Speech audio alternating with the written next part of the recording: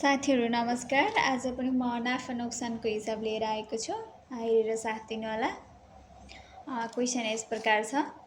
एउटा रेडियोलाई 15,600 मा बेच्दा रु 3,600 नाफा हुन्छ। सो रेडियोलाई 11,520 मा बेच्दा कति प्रतिशत नोक्सान हुन्छ होला भन्यो है। 15,600 मा बेच्दा चाहिँ नाफा हुँदो रहेछ 3,600।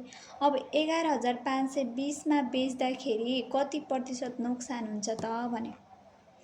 अब यहाँ हेरौँ है। यहाँ अब सोलुसनतर्फ जाऊँ। बिक्री मूल्य एसपी कति छ? 15,600 छ। नाफा रकम कति छ त? 3,600। अब नाफा equal to SP minus CP. नाफाको फर्मुला के हुन्छ त? नाफाको एसपी माइनस सिपी हुन्छ। नाफा दिएको छ नि त। नाफा दिएको अवस्थामा नाफा कति छ? 3,600 बराबर 15,600 minus CP.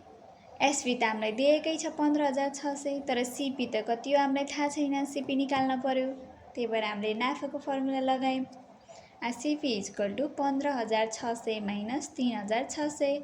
CP equal to 12,000। 15,600 बाट 3,600 घटाउँदा कति हुन्छ त? 12,000 हुन्छ।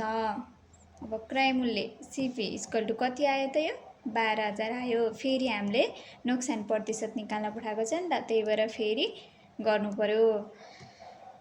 अनि बिक्री मूल्य कति छ? 11,520 छ। अब यसमा बेच्दाखेरि भनेको छ नि त हैन। त्यही भएर हामीले नोक्सान प्रतिशत यसबाट निकाल्न पर्यो।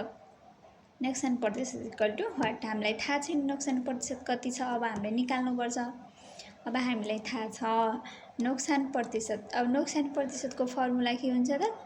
अब यो लगाउन पर्यो हामीले। CP minus SP divide CP into 100%।